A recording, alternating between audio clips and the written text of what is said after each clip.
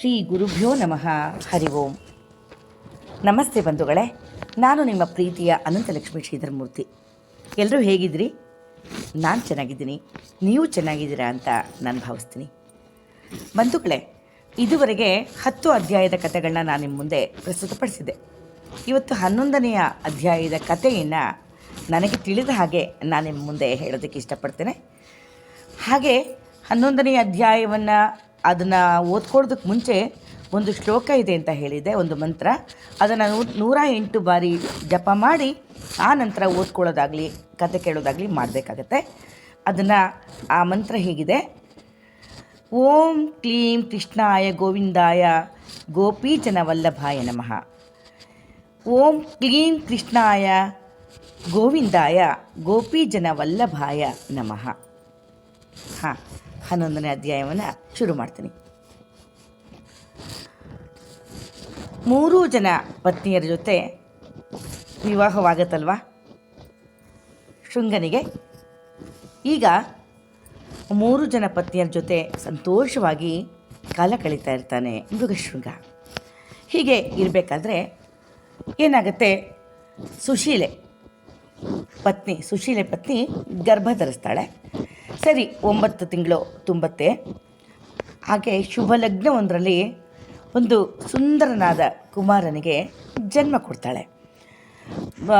ಮೃಗಶೃಂಗ ಒಳ್ಳೆ ಸಾತ್ವಿಕ, ಒಳ್ಳೆ ಜ್ಞಾನವಂತ.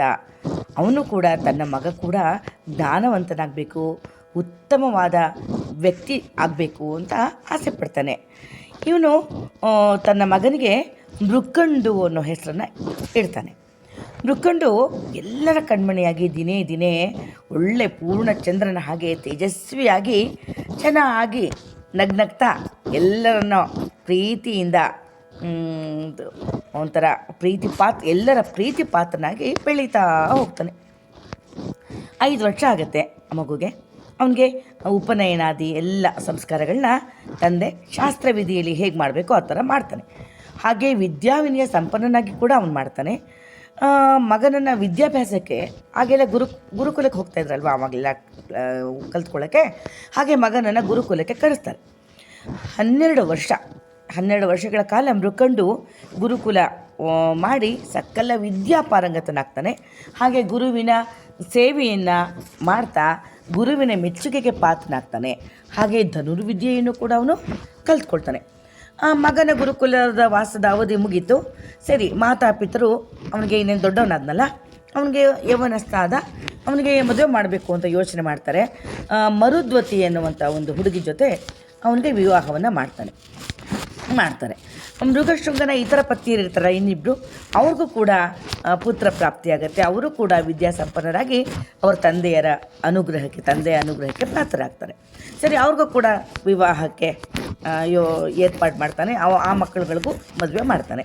ಹೀಗೆ ಮೃಗಶೃಂಗನ ಇಡೀ ಕುಟುಂಬ ಧಾರ್ಮಿಕ ಶ್ರದ್ಧೆ, ಸಂಸ್ಕಾರ, ಉತ್ತಮವಾದಂಥ ರೀತಿ ನೀತಿ, ದೇವರು, ದಿಂಡು, ಭಜನೆ, ಒಂದು ಗೌರವ, ಪ್ರೀತಿ, ಆದರ, ಈ ಥರ ಒಂದು ಒಳ್ಳೆಯ ಭಕ್ತಿಭಾವದಿಂದ ಧಾರ್ಮಿಕ ಶ್ರದ್ಧೆಯಿಂದ ಇಡೀ ಕುಟುಂಬದ ಎಲ್ಲರನ್ನೂ ನಡ್ಕೊಳ್ತಾ ಇರ್ತಾರೆ. ಮತ್ತು ಎಲ್ಲರಿಗೂ ಆದರ್ಶಪ್ರಾಯ ಆಗಿರ್ತಾರೆ ಅಲ್ವಾ. ನಾವೊಬ್ಬರು ನೋಡಿ ನಾವು ಒಂದು ಇವ್ರ ಥರ ಇರಬೇಕಪ್ಪ, ಇವ್ರು ಮಾಡಿಲ್ಲಪ್ಪ, ಇವ್ರ ಥರ ನಾವು ಇರಬೇಕು ಅಂದ್ಕೋತೀವಲ್ವ. ಆ ಥರ ಒಂದು ಆದರ್ಶ ಪುರುಷನಾಗಿ ಇವನು ಇರ್ತಾನೆ. ಸಂಸಾರವೇ ಆದರ್ಶಪ್ರಾಯವಾಗಿರುತ್ತೆ. ಹೀಗೆ ಯಾವತ್ತೂ ಒಂದು ಸಂಸಾರದಲ್ಲಿ ಚಿಕ್ಕವರು ಪುಟ್ಟವರು ಅಂತ ಅಂದಲೇ ಎಲ್ಲರೂ ಮಾಘಸ್ನಾನ, ಜಪ, ತಪ ಅದನ್ನು ಯಾವತ್ತೂ ಮರೆಯೋದಿಲ್ಲ. ಈ ಪುಣ್ಯ ಫಲ ಪ್ರಭಾವದಿಂದ ಅವರಿಗೆ ಯಾವ ತೊಂದರೆನೂ ಇಲ್ಲದೆ ಸುಖವಾದ ಜೀವನವನ್ನು ಅವರು ನಡೆಸ್ಕೊಂಡು ಹೋಗ್ತಾ ಇರ್ತಾರೆ. ಹೀಗೆ ಬೆಳೆದು ಸಂಸಾರ ದೊಡ್ಡದಾಗ್ತಾ ಹೋಗುತ್ತೆ. ಇನ್ನು ಮೃಗಶೃಂಗ ನನ್ನ ಹರಿಭಕ್ತಿ ಪಾರಾಯಣಕ್ಕೆ ನಾನು ವಾನಪ್ರಸ್ಥಾಶ್ರಮಕ್ಕೆ ಹೋಗ್ತೀನಿ, ನಾನು ತಪಸ್ಸು ಹೊರಟೋಗ್ತೀನಿ ಅಂತ ಯೋಚನೆ ಮಾಡ್ತಾನೆ. ಸರಿ, ತಪಸ್ಸಿಗೆ ಅಪ್ಪ ಅಂದರೆ ಮೃಗಶೃಂಗ ಹೊರಟ್ಬಿಡ್ತಾನೆ. ಆಮೇಲೆ ಮೃಕ್ಕಂಡು ಇರ್ತಾನಲ್ವ, ಇನ್ನು ಮೃಕ್ಕಂಡುನ ಎಲ್ಲ ಜವಾಬ್ದಾರಿನೂ, ಕುಟುಂಬದ ಜವಾಬ್ದಾರಿಯನ್ನು ಹೊತ್ಕೊಂಡು ಎಲ್ಲ ಅತಿಥಿ ಸತ್ಕಾರ ಏನು ಅಪ್ಪ ನಡ್ಕೊಳ್ತಾ ಇದ್ದ, ಅದೇ ರೀತಿ ಯಾವುದೇ ಲೋಪದೋಷವೂ ಬರದಿಲ್ಲ ಇದ್ದ ಹಾಗೆ ಎಲ್ಲ ಮಾಡಿಕೊಂಡು ಅವನು ನಡ್ಸ್ಕೊಂಡು ಹೋಗ್ತಾ ಇರ್ತಾನೆ. ಆಮೇಲೆ ಒಂದೇ ಒಂದು ಕೊರತೆ ಇರುತ್ತೆ ಅವನಿಗೆ. ಏನಪ್ಪ ಅಂದರೆ, ಎಷ್ಟು ವರ್ಷ ಆಯಿತು ಅವನಿಗೆ ಮಕ್ಕಳೇ ಇರಲ್ಲ. ಇದೊಂದು ಅವನಿಗೆ ಚಿಂತೆ ಕಾಡ್ತಾ ಇರುತ್ತೆ. ಏನು ಮಾಡೋದು ಅಂತ ಒಂದು ಕೊರಗಾಗೋಗುತ್ತೆ ನನಗೆ. ಅವನು ದುಃಖಿಸ್ಕೊಂಡು ಪರಮಾತ್ಮನಲ್ಲಿ ಮೊರೆ ಹೋಗ್ತಾನೆ. ಏನು ಮಾಡಲಿ ನನ್ನ ತಂದೆ, ನನಗೆ ಒಂದು ಪುತ್ರ ಪ್ರಾಪ್ತಿ ಆಗ್ತಿಲ್ವಲ್ಲಪ್ಪ ತಂದೆ, ಭಗವಂತ ಒಂದು ದಾರಿ ತೋರಿಸಪ್ಪ ಅಂತ ಕೇಳ್ಕೊಳ್ತಾ ಇರ್ತಾನೆ. ಸರಿ, ಅವನಿಗೆ ಒಂದು ಭಗವತ್ ಪ್ರೇರಣೆ ಆಗುತ್ತೆ, ನೀನು ಕಾಶಿ ಕ್ಷೇತ್ರಕ್ಕೆ ಹೋಗುತ್ತಪ್ಪ ಅಂತನೋ ಹಾಗೆ. ಸರಿ, ಇವನೇನು ಮಾಡ್ತಾನೆ, ಕಾಶಿ ಕ್ಷೇತ್ರಕ್ಕೆ ಹೋಗಿ ಅಲ್ಲಿ ಗಂಗಾ ಸ್ನಾನ ಮಾಡಿಕೊಂಡು ಕಾಲ ಕಳೀತಾನೆ. ಎಲ್ಲ ಹೇಳ್ತಾರಲ್ವ, ಗಂಗಾ ಸ್ನಾನದಿಂದ ಅನೇಕ ಪಾಪಗಳೇನಿದ್ರೂ ಪರಿಹಾರ ಆಗೋಗುತ್ತವೆ ಅಂತ. ಹಾಗೆ ಗಂಗಾ ಸ್ನಾನ ಮಾಡೋದ್ರ ಜೊತೆಗೆ ವಿಶ್ವೇಶ್ವರನ ಸೇವೆ ಕೂಡ ಅವನು ಮಾಡ್ಕೊಂಡು ಹೋಗ್ತಾನೆ. ಅವನು ಹೆಂಡತಿ ಸಮೇತ ಕ್ಷೇತ್ರಕ್ಕೆ ಹೋಗಿ ಕಾಶಿ ಕ್ಷೇತ್ರಕ್ಕೆ ಹೋಗ್ಲಿಕ್ಕೆ ತಯಾರಾಗ್ತಾನೆ. ಮಾರ್ಗದಲ್ಲಿ ಅನೇಕ ಕ್ರೂರ ಮೃಗಗಳು ಎದುರಾಗ್ತವೆ. ಇವಾಗ ನಾವು ಫ್ಲೈಟಲ್ಲಿ ಹೋಗ್ತೀವಿ, ಟ್ರೈನಲ್ಲಿ ಹೋಗ್ತೀವಿ, ಬಸ್ಸಲ್ಲಿ ಹೋಗ್ತೀವಿ, ನಮ್ಮದೇ ಕಾರ್ಗಳಲ್ಲಿ ಹೋಗ್ತೀವಿ ಅಲ್ವಾ, ಎಷ್ಟು ಅನುಕೂಲಗಳಿವೆ. ಅದು ಆಗಿನ ಕಾಲಕ್ಕೆ ಏನಿತ್ತು ಬಂಧುಗಳೇ, ನಡ್ಕೊಂಡೇ ಹೋಗಬೇಕಾಗಿತ್ತು. ಕಾಶಿಗೆ ಹೋದರು ಅಂದರೆ ಅವರು ನಿಮ್ಮ ಕತೆ ಮುಗೀತು ಅಂತಲೇ ಲೆಕ್ಕ ತೀರ್ಮಾನ ಮಾಡ್ಕೊಂಡ್ಬಿಡ್ತಿದ್ರು ಆವಾಗ. ಅಂದರೆ ಇವರು ಪತ್ನಿ ಸಮೇತ ಹೊರಟಾಗ ಅಲ್ಲೆಲ್ಲ ದಾರಿಯಲ್ಲಿ ಮಾರ್ಗ ಮಧ್ಯದಲ್ಲಿ ಕಾಡು ಮೃಗಗಳು ಕೂಡ ಎದುರಾಗುವಂತೆ. ಇಂತಹ ಪರಿಸ್ಥಿತಿಯಲ್ಲೂ ಏನೋ ಭಗವಂತನ ಪ್ರೇರಣೆಯಿಂದ ಧೈರ್ಯವಾಗಿ ಎಲ್ಲವನ್ನು ಪರಿಹರಿಸ್ಕೊಂಡು ಆತ ಕ್ಷೇಮವಾಗಿ ಕಾಶಿಯನ್ನು ತಲುಪ್ತಾನೆ. ಸರಿ ಆಯಿತು, ಮೃಕಂಡು ಅವನ ಹೆಂಡತಿ ಸಮೇತ ಕಾಶಿ ತಲುಪ್ತಾನೆ. ಅಲ್ಲಿ ಮಣಿಕರ್ಣಿಕಾ ಘಾಟ್ ಇದೆಯಲ್ಲ, ಮಣಿಕರ್ಣಿಕಾ ಘಟ್ಟ, ಆ ಘಟ್ಟದಲ್ಲಿ ಸ್ನಾನ ಮಾಡಿ ಸಂಧ್ಯಾವನ್ನೇ ಏನೇನಿದೆ ಒಂದು ನಿತ್ಯ ಕರ್ಮಗಳನ್ನೆಲ್ಲ ಪೂರೈಸ್ಕೊಂಡು ವಿಶ್ವನಾಥನ ಮಂದಿರಕ್ಕೆ ಬರ್ತಾನೆ. ಅಲ್ಲಿ ಕಾಶಿ ವಿಶ್ವನಾಥನ ನೋಡ್ತಿದ್ದ ಹಾಗೆಯೇ ಅಷ್ಟಿಷ್ಟೆಲ್ಲ ತುಂಬ ಆನಂದ ಆಗೋಗ್ಬಿಡುತ್ತೆ ಅವನಿಗೆ. ಅವನ ಶಿವನ ದರ್ಶನ ಮಾತ್ರದಿಂದ ನನ್ನ ಪಾಪವೆಲ್ಲ ಪರಿಹಾರ ಆಗೋಯ್ತಪ್ಪ, ನನ್ನ ಜನ್ಮ ಸಾರ್ಥಕವಾಗೋಯ್ತು ಅಂತ ಅವನು ಭಾವಿಸ್ತಾನೆ. ಹಾಗೆ ಅವನೇನು ಮಾಡ್ತಾನೆ, ಅಲ್ಲೇ ತಾನು ಕೂಡ ಒಂದು ಶಿವಲಿಂಗವನ್ನು ಸ್ಥಾಪನೆ ಮಾಡ್ತಾನೆ. ಅವನಿಗೆ ಈಶ್ವರ ಅಂದರೆ ತುಂಬ ಭಕ್ತಿ. ಸರಿ, ಅವನೇನು ಮಾಡ್ತಾನೆ, ಅಲ್ಲೇ 1 ಸಂವತ್ಸರ ಕಾಲ ಅದೇ ಕಾಶಿ ಕ್ಷೇತ್ರದಲ್ಲೇ ಇದ್ಕೊಂಡು ಗಂಗಾ ಸ್ನಾನ ಮಾಡಿಕೊಂಡು ಶಿವನ ದರ್ಶನ ಮಾಡಿಕೊಂಡು ಶಿವನ ಸನ್ನಿಧಿಯಲ್ಲೇ 1 ವರ್ಷ ಕಾಲ ಕಳೆದ್ಬಿಡ್ತಾನೆ. ಹೀಗೆ ಇರಬೇಕಾದ್ರೆ ಬೇರೆ ಇನ್ನು 3 ತಾಯಿರಿತ್ತಲ್ಲ, 3 ಜನ, ಅವರು ಕೂಡ ಗಂಗಾ ಸ್ನಾನವನ್ನು ಮಾಡಿ ದೇಹವನ್ನು ತ್ಯಾಗ ಮಾಡಿಬಿಡ್ತಾರೆ. ಆದರೆ ಏನು ಮಾಡ್ತಾನೆ ಪಾಪ, ವಿಧಿ ಇಲ್ಲ, ತಾಯಿಯರಿಗೆ 3 ಜನ ತಾಯಿಯರಲ್ವ, 3 ಜನ ತಾಯಿಯರಿಗೂ ಉತ್ತರ ಕ್ರಿಯೆಗಳನ್ನ ಸಾಂಗವಾಗಿ ನೆರವೇರಿಸ್ತಾನೆ. ಆಮೇಲೆ ಪುತ್ರ ಪ್ರಾಪ್ತಿಗಾಗಿ ಪಾರ್ವತಿ ಪರಮೇಶ್ವರನ ಕುರಿತು ಭಕ್ತಿಯಿಂದ ಒಂದು ತಪಸ್ಸನ್ನು ಆಚರಣೆ ಮಾಡ್ತಾನೆ. ಯಾರು? ಮೃಕಂಡು. ಅವನ ನಿಶ್ಚಲ ಭಕ್ತಿಗೆ ಮೆಚ್ಚಿದ ಶಿವ ಪಾರ್ವತಿ ಜೊತೆ ಪ್ರತ್ಯಕ್ಷನಾಗ್ತಾನೆ. ಕೇಳ್ತಾನೆ, ಪಾರ್ವತಿ ಪರಮೇಶ್ವರರು ಕೇಳ್ತಾರೆ, ಹೇ ಮಹರ್ಷಿ, ನಿನ್ನ ತಪಸ್ಸಿಗೆ ನಿನ್ನ ಭಕ್ತಿಗೆ ನಾನು ಮೆಚ್ಚಿದ್ದೀನಪ್ಪ, ನಾವು ಮೆಚ್ಚಿದ್ದೀವಿ, ದಂಪತಿಗಳು ಇಬ್ಬರು ಬಂದಿದ್ದೀವಿ, ನಿನಗೆ ಏನು ಬೇಕು ಹೇಳು, ನಿನಗೇನು ವರ ಬೇಕು ಕೇಳ್ಕೊಳಪ್ಪ ಅಂತ ಕೇಳ್ತಾನೆ. ಆಗ ಮೃಕಂಡುಗೆ ತುಂಬ ಸಂತೋಷ ಆಗೋಗ್ಬಿಡುತ್ತೆ. ಶಿವನಿಗೆ ಭಕ್ತಿಯಿಂದ ಶಿರಸಾಷ್ಟಾಂಗ ನಮಸ್ಕಾರಗಳನ್ನ ಮಾಡಿ ಹೇಳ್ತಾನೆ, ನೋಡಿ ಭಗವಂತ, ನೀಗೆಲ್ಲ ನನಗೆ ಕೊಟ್ಟಿದ್ಯಪ್ಪ, ನೀವು ಜಗತ್ತಿಗೆ ತಂದೆ ತಾಯಿ ಅಲ್ವಾ, ಜಗತ್ತಿಗೆ ತಂದೆ ತಾಯಿ ನೀವು. ನನಗೆ ಸುಂದರಿ ಸುಗುಣೆ, ಯಾವ ರೀತಿಯಲ್ಲೂ ಲೋಪ ದೋಷಗಳಿಲ್ಲದಂತಹ ಒಳ್ಳೆಯ ಪತ್ನಿ ನನಗೆ ಸಿಕ್ಕಿದ್ದಾಳೆ. ಆದರೆ ನನಗೆ ಸಂತಾನ ಇಲ್ಲ ತಂದೆ, ದಯವಿಟ್ಟು ನನಗೊಂದು ಸಂತಾನವನ್ನು ಕರುಣಿಸ್ಕೊಡಿ ಅಂತ ಕೇಳ್ತಾನೆ. ಮೃಕಂಡು ಕೋರಿಕೆ ಗೊತ್ತಾಗತ್ತೆ ಭಗವಂತನಿಗೆ. ಅವನೇನು ಮಾಡ್ತಾನೆ, ಆಯ್ತಪ್ಪ, ನಿನಗೆ ನಿನ್ನ ಮನೋಭಿಲಾಷೆಯನ್ನು ನಾನು ಈಡೇರಿಸ್ತೀನಿ. ಅದರಲ್ಲಿ ಒಂದು ನಿಯಮ ಇದೆ ಇಲ್ಲಿ, ಇಡೀ ಜೀವನವನ್ನು ವೈಧವ್ಯದಲ್ಲಿ ಕಳೆಯುವಂಥ ಒಂದು ಮಗಳನ್ನು ನಿನಗೆ ನಾನು ಕರುಣಿಸ್ಲೋ ಅಥವಾ ಅಲ್ಪ ಆಯುಷ್ಯ ಇರುವಂಥ ಒಬ್ಬ ಮಗನನ್ನು ಕರುಣಿಸ್ಲೋ ಅಂತ ಕೇಳ್ತಾನೆ. ಯೋಚನೆ ಮಾಡ್ತಾನೆ, ಏನಪ್ಪ ಇದು, ಇಂಥ ಕಟ್ಟಿಗೆ ಸಿಗಿಸ್ಬಿಟ್ಟೆ ನೀನು ಕೊಡ್ತಾ ಇದೆಯಾ, ಆದರೆ ಯಾವ ಥರ ಹೇಳ್ತಾ ಇದೆಯಾ ಭಗವಂತ, ನಾನು ಏನು ಮಾಡಲಪ್ಪ ಅಂತ ಯೋಚನೆ ಮಾಡ್ತಾನೆ ಕ್ಷಣಕಾಲ.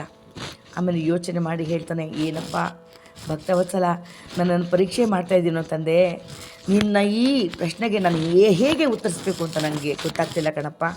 ಆಯ್ತು ಇರಲಿ, ನಾನು ನನ್ನ ಬಯಕೆಯನ್ನು ತಿಳಿಸ್ತೀನಿ. ನೋಡು, ಇಡೀ ಜೀವಮಾನ ಪೂರ್ತಿ ವೈಧವ್ಯದಿಂದ ನರಳ್ತಾ ಹತ್ತು ಕರೆದು ಗೋಳಾಡ್ತಾ ನನ್ನ ಗಂಡ ಇಲ್ವಲ್ಲ ಅಂತ ಗೋಳಾಡ್ತಾ ಇರುವಂಥ ಮಗಳು, ಅವಳನ್ನ ನೋಡ್ಕೊಂಡು ನಾವು ಗೋಳಾಡೋದು, ಇದು ಬೇಡ ತಂದೆ, ಅಂಥ ಮಗಳು ನನಗೆ ಬೇಡ. ಆದರೆ ಅಲ್ಪಾಯುಷ್ಯ ಆದರೂ ಪರವಾಗಿಲ್ಲ, ಒಬ್ಬ ಪುತ್ರನ ನನಗೆ ನೀನು ಕರುಣಿಸಪ್ಪ ತಂದೆ, ಸಾಕು ಅಂತ ಕೇಳ್ಕೊಳ್ತಾನೆ. ಹಾಗೆ ಆಗ್ಲಪ್ಪ, ನಿನಗೆ ಉತ್ತಮನಾದ ಪುತ್ರ ಹುಡ್ತಾನೆ ಅಂತ ಹೇಳಿ ವರ ಕೊಟ್ಟು ಪಾರ್ವತಿ ಪರಮೇಶ್ವರರು ಅಂತರ್ಧಾನರಾಗ್ತಾರೆ. ಸರಿ, ಮೃಕಂಡುವಿನ ಪತ್ನಿಗೆ ಒಳ್ಳೆ ಮುಹೂರ್ತದಲ್ಲಿ, ಶುಭ ಲಗ್ನದಲ್ಲಿ ಒಳ್ಳೆಯ ಮಗ ಹುಡ್ತಾನೆ. ಎಲ್ಲ ಋಷಿಗಳು ಬಂದಿರ್ತಾರಂತೆ ಈ ಅದ್ಭುತವಾದ ತೇಜಸ್ವಿ ಯುವಕನನ್ನು, ಈ ಬಾಲಕನನ್ನು ನೋಡೋದಕ್ಕೆ. ಅಷ್ಟು ಮುದ್ದಾಗಿ, ಅಷ್ಟು ಸುಂದರವಾಗಿ, ಅಷ್ಟು ತೇಜಸ್ಸನ್ನು ಹೊಂದಿರುವಂಥ ಮಗ ಮೃಕಂಡುವಿಗೆ ಹುಟ್ಟುತ್ತಾನೆ. ಆಗ ಎಲ್ಲರೂ ಬರ್ತಾರೆ, ವೇದವ್ಯಾಸರು ಬರ್ತಾರೆ. ವೇದವ್ಯಾಸರು ಆ ಶಿಶುವಿಗೆ ಮಾರ್ಕಂಡೇಯ ಅಂತ ನಾಮಕರಣ ಮಾಡಿ ಅಂತ ಹೇಳ್ತಾರೆ. ಆಗ ಆಯ್ತಪ್ಪ ಅಂತ ನಾಮಕರಣ ಮಾಡ್ತಾರೆ. ಏನಂತ, ಮಾರ್ಕಂಡೇಯ ಅನ್ನೋ ಹೆಸರನ್ನು ಇಡ್ತಾರೆ. ಸರಿ, ಈ ವಿಚಾರವನ್ನು ದಿಲೀಪ ಮಹಾರಾಜನಿಗೆ ವಸಿಷ್ಠರು ತಿಳಿಸಿದ್ರು ಅನ್ನೋ ಈ ಕತೆ ಇಷ್ಟಕ್ಕೆ 11ನೆಯ ಅಧ್ಯಾಯ ಅರ್ಧ ಕತೆ ಮುಕ್ತಾಯವಾಗುತ್ತೆ ಬಂಧುಗಳೇ. ಇನ್ನು 12ನೆಯ ಅಧ್ಯಾಯವನ್ನು ನಾನು ಹೇಳೋಳಿದ್ದೀನಿ. 12ನೇ ಅಧ್ಯಾಯ ಹೇಳೋದಕ್ಕೆ ಮುಂಚೆ ಮಾಮೂಲಿ ಗೊತ್ತಲ್ಲ, ಒಂದು ಮಂತ್ರ ಇದೆ. ಆ ಮಂತ್ರವನ್ನು ಹೇಳಿ ನಂತರ ಕಥೆಯನ್ನು ಪ್ರಾರಂಭ ಮಾಡ್ತೀನಿ, ಸರಿನಾ? ಓಂ ಬ್ರಂ ರುದ್ರಾಯ ಶಿವಾಯ ಸರ್ವಭದ್ರಾಯ ಓಂ ನಮಃ. ಆ ಮಂತ್ರ ಮತ್ತೊಂದು ಸಲ ಹೇಳ್ತೀನಿ. ಓಂ ಬ್ರಂ ರುದ್ರಾಯ ಶಿವಾಯ ಸರ್ವಭದ್ರಾಯ ಓಂ ನಮಃ. ಈ ಮಂತ್ರವನ್ನು ಹೇಳಿ 108 ಬಾರಿ ಜಪ ಮಾಡಿ ನಂತರ ಕಥೆಯನ್ನು ನೀವು ಓದ್ಕೊಳ್ಳೋದಾದರೆ ಪ್ರಾರಂಭ ಮಾಡಬೇಕಾಗತ್ತೆ ಬಂಧುಗಳೇ. ಆಯಿತು, ಈಗ 12ನೇ ಅಧ್ಯಾಯದ ಕಥೆಯನ್ನು ನಾನು ನಿಮಗೆ ಹೇಳ್ತೀನಿ. ವಸಿಷ್ಠ ಮಹರ್ಷಿಗಳು ದಿಲೀಪ ಮಹಾರಾಜನಿಗೆ ಮೃಗಶೃಂಗನ ವೃತ್ತ ಅಂತ, ಮಾರ್ಕಂಡೇಯ ಹುಟ್ಟಿದ್ದು ಮತ್ತು ಕಾಶಿ ವಿಶ್ವನಾಥನ ಮಹಿಮೆಯನ್ನೆಲ್ಲ ವರ್ಣಿಸಿದ್ರು. ಆಮೇಲೆ ಮಾರ್ಕಂಡೇಯನ ಕಥೆ ಹೇಳೋದಕ್ಕೆ ಶುರು ಮಾಡಿದ್ರು. ಮಾರ್ಕಂಡೇಯ ಅಲ್ಪಾಯುಷಿಯಾಗಿದ್ದ.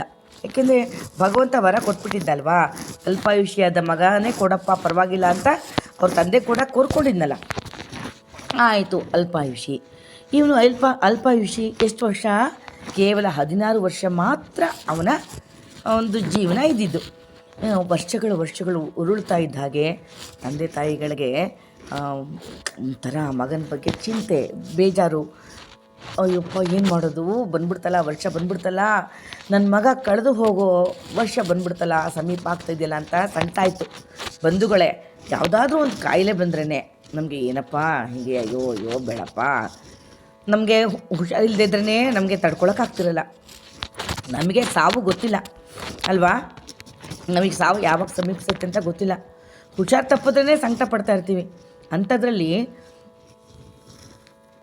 ಅಂಥದ್ರಲ್ಲಿ ಪಾಪ ತಂದೆ ತಾಯಿಗಳಿಗೆ ಇವನ ಮರಣದ ವರ್ಷ ಕೂಡ ಗೊತ್ತಾಗೋಗಿದೆ. ಎಷ್ಟು ಬೇಜಾರಾಗಲ್ಲ ಬಂಧುಗಳೇ ಅಲ್ವಾ? ಇವರೇ ಕೇಳಿದ ವರ ಇರಬಹುದು, ಆದರೂ ಅಪ್ಪ ಅಮ್ಮನಿಗೆ ಅದನ್ನು ತಿಳಿದಾಗ ಆಗುವಂಥ ಸಂಕಟ ಅಷ್ಟಿಷ್ಟಲ್ಲ. ಅದೇ ಸಂಕಟ ಇವ್ರಿಗೂ ಆಯಿತು. ಮಾರ್ಕಂಡೇಯನಿಗೆ 5 ವರ್ಷ ಆಗ್ತಿದ್ದಾಗೇ ಉಪನಯನವನ್ನು ಮಾತಾಪಿತರು ಮಾಡ್ತಾರೆ. 6ನೇ ವರ್ಷದಿಂದನೇ ಆ ಬಾಲಕನಿಗೆ ಅವರಪ್ಪನೇ ಸಕಲ ಕಾವ್ಯಗಳು, ಶಾಸ್ತ್ರಗಳು, ವ್ಯಾಕರಣಗಳು, ಪುರಾಣಗಳು, ಇತಿಹಾಸಗಳು ಎಲ್ಲವುದನ್ನು ಕಲಿಸ್ಬಿಡ್ತಾರೆ. ಹಾಗೆ ವೇದ ಅಧ್ಯಯನವನ್ನು ಕೂಡ ಸಾಂಗೋಪಾಂಗವಾಗಿ ಮಾಡಿಸ್ತಾನೆ. ಅಪ್ಪ ಮಾರ್ಕಂಡೇಯನಿಗೆ ಹೇಳ್ತಾರೆ, ಮಗು ನೀನು ಚಿಕ್ಕ ವಯಸ್ಸಿನಲ್ಲೇ ಎಲ್ಲ ಶಾಸ್ತ್ರಗಳನ್ನು ಕಲ್ತ್ಕೊಂಡ್ಬಿಟ್ಟಿದ್ದೆ ಪುಟ್ಟ, ಜ್ಞಾನಿಗಳಿಗೆ ಗೌರವಾದರಗಳನ್ನ ತೋರಿಸೋದನ್ನು ಕಲ್ತ್ಕೊ, ಅವರ ಆಶೀರ್ವಾದವನ್ನು ಪಡೆಯಪ್ಪ, ಇದರಿಂದ ನಿನಗೆ ಒಳ್ಳೆಯದಾಗತ್ತೆ ಅಂತ ಹೇಳ್ತಾನೆ.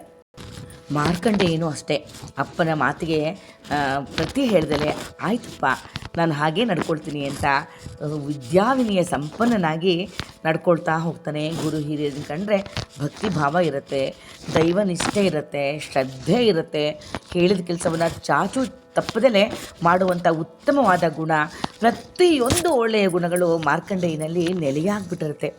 ಹೀಗೆ ಅಂಥ ಮಗು ನಿನ್ನ 16 ವರ್ಷಕ್ಕೆ ಸತ್ತೋಗುತ್ತೆ ಅಂದರೆ ಯಾವ ತಂದೆ ತಾಯಿಗಳಿಗೆ ತಾನೇ ಬೇಜಾರಾಗಲ್ಲ ಹೇಳಿ ಬಂಧುಗಳೇ.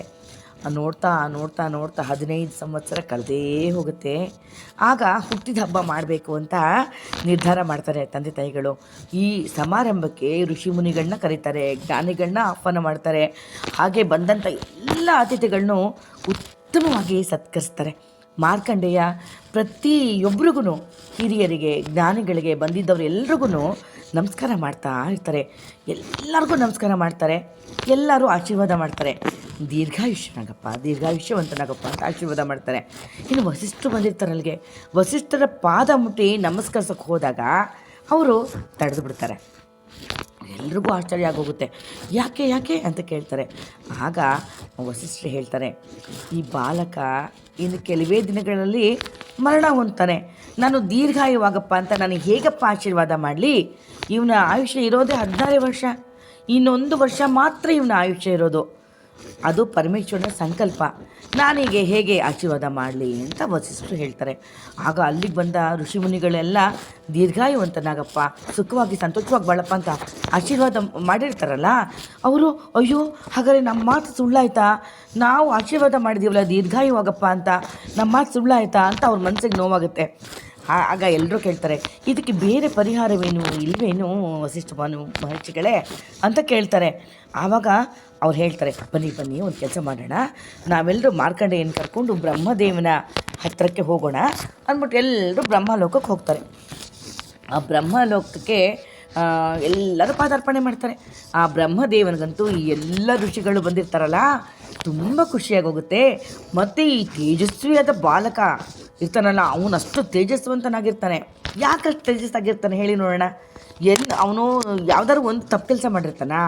ಒಂದು ತಪ್ಪು ಕೆಲಸ ಮಾಡೋದಿಲ್ಲ, ತಪ್ಪಾಗಿ ನಡ್ಕೊಳ್ಳೋದಿಲ್ಲ. ಗುರು ಹಿರಿಯರನ್ನ ಪ್ರೀತಿಯಿಂದ ನೋಡ್ಕೊಳ್ತಾ, ಅಪ್ಪ ಅಮ್ಮನ ಮಾತುಗಳನ್ನ ಗೌರವದಿಂದ ಕಾಣ್ತಾ, ಎಲ್ಲರನ್ನೂ ವಿಶ್ವಾಸದಿಂದ ನೋಡ್ಕೊಳ್ತಾ ಅಂತ ಇದ್ದಂಥ, ಆ ಥರ ನಡ್ಕೊಂಡಂಥ ಮಗು ಆ ಪೂಜೆ ಪುನಸ್ಕಾರ, ಭಕ್ತಿ, ಶ್ರದ್ಧೆ ಇವೆಲ್ಲ ತುಂಬಿದಾಗ ಆ ಮುಖದಲ್ಲಿ ತೇಜಸ್ಸಿಲ್ದಲೆ ಇನ್ನೇನಿರುತ್ತೆ ಬಂಧುಗಳೇ. ಹಾಗಾಗಿ ಮಾರ್ಕಂಡೇಯನಲ್ಲಿ ದಿವ್ಯವಾದ ತೇಜಸ್ಸು ನೆಲೆಗೊಂಡಿತ್ತು. ಈ ದಿವ್ಯ ತೇಜಸ್ಸಿರುವಂಥ ಈ ಪುಟ್ಟ ಮಗುನ ನೋಡಿದ ತಕ್ಷಣ, ಮಾರ್ಕಂಡೇಯನ ನೋಡಿದ ತಕ್ಷಣ ಬ್ರಹ್ಮಂಗೆ ಖುಷಿಯಾಗಿ ಹೋಗ್ಬಿಡುತ್ತೆ. ಬ್ರಹ್ಮ ದೀರ್ಘಾಯುವಾಗು ಮಗು ಅಂತ ಆಶೀರ್ವಾದ ಮಾಡಿಬಿಡ್ತಾರೆ. ಆಗ ವಸಿಷ್ಠ ಹೇಳ್ತಾರೆ, ಅಯ್ಯೋ ಬ್ರಹ್ಮದೇವ, ಇವನಿಗೆ 16 ವರ್ಷ ಆಯುಸ್ಸಿರೋದು ಅಂತ ಹೇಳ್ತಾನೆ. ಆಗ ಬ್ರಹ್ಮ ಹೇಳ್ತಾನೆ, ಹೌದಾ, ನಾನು ಬ್ರಹ್ಮ, ನಾನು ಆಶೀರ್ವಾದ ಮಾಡಿದ್ದೀನಿ ದೀರ್ಘಾಯುವಾಗು ಅಂತ. ನನ್ನ ಆಶೀರ್ವಾದ ಯಾವತ್ತೂ ಸುಳ್ಳಾಗೋದಿಲ್ಲ.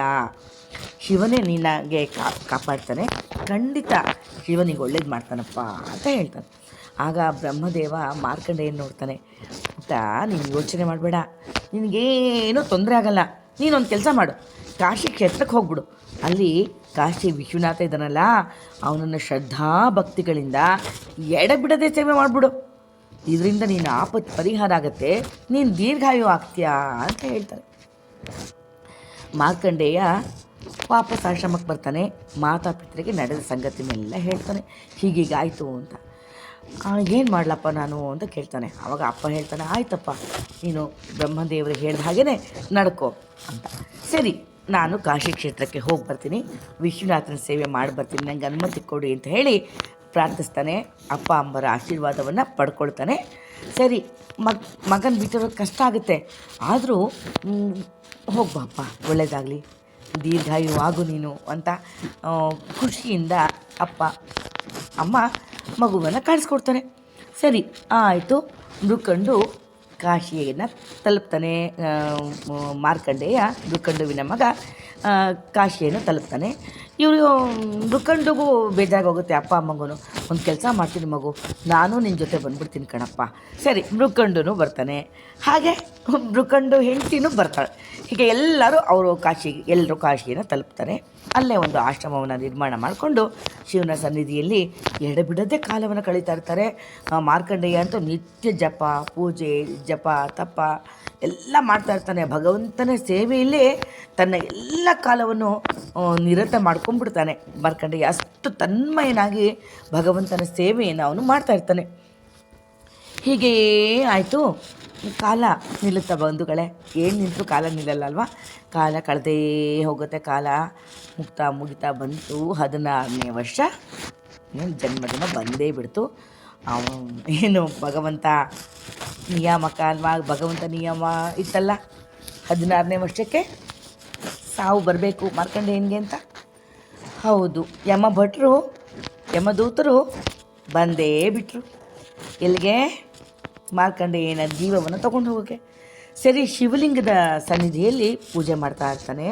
ಭಗವಂತನ ಸೇವೆಯಲ್ಲಿ ತಲ್ಲೀನನಾಗ್ಬಿಟ್ಟಿರ್ತಾನೆ ಮಾರ್ಕಂಡೇಯ, ಮೃಕಂಡುವಿನ ಮಗ. ಯಮಭಟ್ರಿಗೆ ಈ ಮಾರ್ಕಂಡೇಯನ ಹತ್ರ ಬರೋದಕ್ಕೆ ಸಾಧ್ಯವಾಗೋದಿಲ್ಲ. ಅಲ್ಲಿ ಅವರು ಒಂದು ಪಾಶ ಹಾಕೋದಕ್ಕೆ ಪಾಶ ಹಾಕಬೇಕಲ್ಲ, ಕೈಗಳೇ ಮೇಲೆ ಎಳಲಿಲ್ಲ ಪಾಶ ಹಾಕೋದಕ್ಕೆ. ಸರಿ, ಮಾರ್ಕಂಡೇಯನ ಸುತ್ತ ಹೋರೈಸೋ ಹಾಗೆ ಒಂದು ಪ್ರಕಾಶವಾದ ವಲಯ ಸುತ್ಕೊಂಡ್ಬಿಟ್ಟಿತ್ತು. ಈ ತೇಜಸ್ಸಿನಿಂದ ಯಮದೂತರು ಅವನ ಹತ್ರ ಹೋಗೋಕ್ಕೆ ಆಗಲಿಲ್ಲ. ಅವ್ರ ಮೈಯೆಲ್ಲ ಉರಿಯೋಕ್ಕೆ ಶುರುವಾಗಿ ಹೋಗ್ಬಿಡ್ತು. ಸರಿ, ಈ ಬಾಧೆಯನ್ನು ಸಹಿಸ್ಕೊಳಕ್ಕಾಗಲಿಲ್ಲ. ಆಗಲ್ಲಪ್ಪ, ನಮ್ಮ ಕೈಲಿ ಇವನ ಜೀವವನ್ನು ನಾವು ತೊಗೊಂಡು ಹೋಗೋಕ್ಕೆ ಸಾಧ್ಯವೇ ಇಲ್ಲ, ಆಗ್ತಾಯಿಲ್ಲ ಅಂತ ಹೇಳ್ಬಿಟ್ಟು, ನೋಡಿ ನಾವು ಹಾಗೆ ಹೋಗೋಣ, ಯಮಧರ್ಮರಾಜನಿಗೆ ಹೇಳೋಣ ಅಂತ ಹಾಗೆ ಹೊರಟ್ಬಿಟ್ರು. ಹಾಗೆ ಹೊರಟು ಯಮಧರ್ಮರಾಜನ ಬಳಿ ಈ ವೃತ್ತಾಂತವನ್ನೆಲ್ಲ ಹೇಳಿದ್ರು. ಯಮಧರ್ಮರಾಜನಿಗೆ ಆಶ್ಚರ್ಯ ಆಯಿತು. ಹೌದಾ, ಆಯಿತು, ನಾನೇ ಹೋಗ್ತೀನಿ ಅಲ್ಲಿಗೆ ಅಂತ ಹೇಳ್ಬಿಟ್ಟು ತಾನೇ ಅಲ್ಲಿಗೆ ಒಂದು ಪಾಶ ತಗೊಂಡು ಬಂದ ಯಮಧರ್ಮರಾಜ. ಯಮ ತನ್ನ ಕೆಲಸ ತಾನು ಮಾಡಲೇಬೇಕಲ್ವಾ. ಯಮ ಬಂದ. ಇವನು ಶಿವಲಿಂಗವನ್ನು ಅಪ್ಪಿಕೊಂಡ್ಬಿಟ್ಟಿದ್ದಾನೆ. ತನ್ನ ಪೂಜೆ ತಲ್ಲೀನಾಗ್ಬಿಟ್ಟಿದ್ದಾನೆ.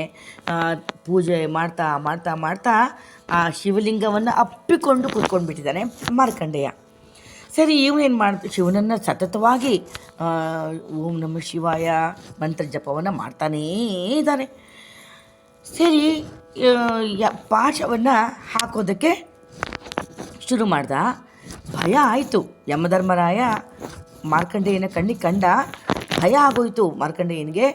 ಶಿವ ಶಿವ ಶಿವ ಶಿವ ಅಂತ ಜೋರಾಗಿ ಕೂಗೋದಕ್ಕೆ ಶುರು ಮಾಡಿಬಿಟ್ಟ, ಆಕ್ರಂದನ ಮಾಡಿಬಿಟ್ಟ. ಈ ಆಕ್ರಂದನ ಶಿವ ಪಾರ್ವತಿಯರಿಗೆ ಕೇಳಿಸ್ತು. ಏನಿದು, ನನ್ನ ಮಗುವನ್ನ ಯಾರು ಇಷ್ಟು ಗೋಳಿ ಕೂತಿರೋದು ಅಂದ್ಕೊಂಡು ತ್ರಿಶೂಲ ತೊಗೊಂಡು ಬಂದು ಶಿವಲಿಂಗ ಸೇರಿಕೊಂಡು ಮಾರ್ಕಂಡೇಯನ ಎದುರುಗಡೆ ಶಿವ ಪ್ರತ್ಯಕ್ಷನಾಗ್ಬಿಟ್ಟ. ತ್ರಿಶೂಲವನ್ನು ಹಿಡಿದು ತಿವಿತಿದ್ದಾಗೇ ಯಾರಿಗೆ? ಯಮಧರ್ಮರಾಜನಿಗೆ ಆ ತ್ರಿಶೂಲ ತಾಕಿ ಯಮಧರ್ಮರಾಜನೇ ಸತ್ತು ಹೋಗ್ಬಿಟ್ಟಾಗ್ಲ. ನೋಡಿ ಹೇಗಿದೆ. ಆಗ ಯಾವಾಗ ಸಾವಿಗೀಡಾದ್ನೋ ದೇವತೆಗಳಿಗೆಲ್ಲ ಭಯ ಆಗೋಯ್ತು. ಅಷ್ಟದಿಕ್ಪಾಲಕರಲ್ಲಿ ಯಮಧರ್ಮರಾಜನ ಒಬ್ಬ ಅಲ್ವಾ. ಏನಪ್ಪ ಇದು, ಎಲ್ಲ ಬೇರೆಯವರೆಲ್ಲರೂ ಬಂದರು, ಮಹಾದಿ ದೇವತೆಗಳೆಲ್ಲ ಬಂದರು. ಮೃತ್ಯುಂಜಯದ ಶಿವನನ್ನು ಪರಿಪರಿಯಾಗಿ ಪ್ರಾರ್ಥನೆ ಮಾಡಿದ್ರು.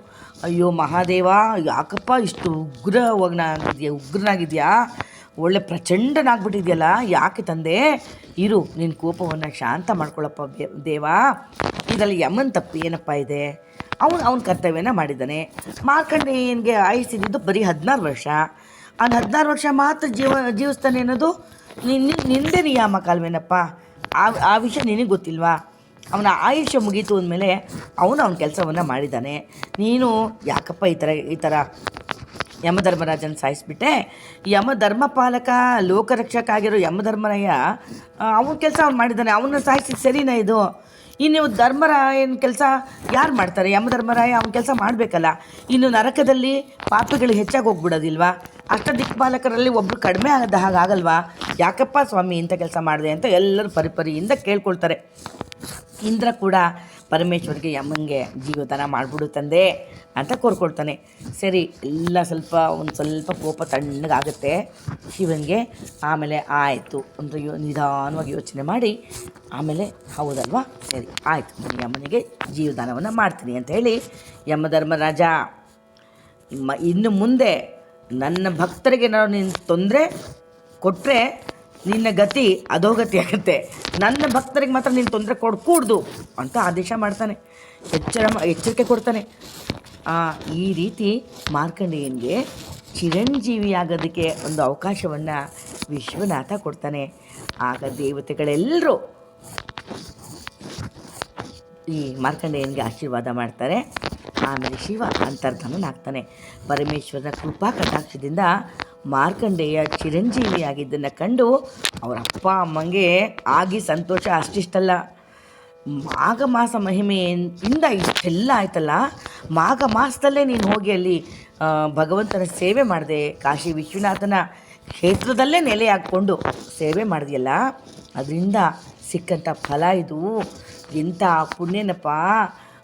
ನಿನ್ನಿಂದ ನನಗೆ ಎಷ್ಟು ಸಂತೋಷ ಆಗ್ತಾಯಿದೆ, ನೀನು ಈ ಸೇವೆ ಮಾಡಿದ್ದರಿಂದ ನನ್ನ ಮಗ ನನಗೆ ಮರಳಿ ಬಂದಲ್ಲ ಅಂತ ತುಂಬ ಖುಷಿ ಆಗ್ತಾಯಿದೆ ನನಗೆ ಅಂತ ಆ ಮಾತಾಪಿತರು ಮಗುವನ್ನು ಆಲಂಗಿಸ್ಕೊಳ್ತಾರೆ. ಇಷ್ಟಿಗೆ ಇಲ್ಲಿಗೆ ಆ ಮಾಘ ಮಾಸ ಮಹಾತ್ಮೆಯ 12ನೆಯ ಅಧ್ಯಾಯದ ಕತೆ ಮುಕ್ತಾಯವಾಗುತ್ತೆ ಬಂಧುಗಳೇ. ಇನ್ನು ವಿಡಿಯೋ ಲಾಂಗ್ ಆಗುತ್ತೆ, ಸಾಕು ಬಂಧುಗಳೇ. ಮುಂದಿನ ಕಥೆಯನ್ನು ನಾನು ಮುಂದಿನ ವಿಡಿಯೋದಲ್ಲಿ ನಾನು ನಿಮಗೆ ಆ ಕಥೆಯನ್ನು ಹೇಳ್ತೀನಿ. ಕೇಳಿದ್ರಲ್ಲ ಇಷ್ಟೊತ್ತು ಕಥೆನ.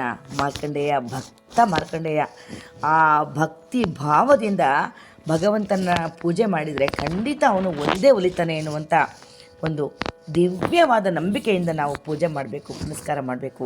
ಕಾಟಾಚಾರದ ಭಕ್ತಿ, ಏನು ಆಡಂಬರದ ಪೂಜೆ ಅವನು ಕೇಳೋದಿಲ್ಲ. ಭಕ್ತಿಯಿಂದ ಮಾತ್ರ ಅವನನ್ನು ಪೂಜಿಸಿದ್ರೆ ಅದಕ್ಕೆ ಭಗವಂತ ಒಲಿತಾನೆ. ಅದಕ್ಕೆ ಸಾಕ್ಷಿ ಈ ಮಾರ್ಕಂಡೇಯನಿಗೆ ಜೀವದಾನ ಮಾಡಿದ್ದು.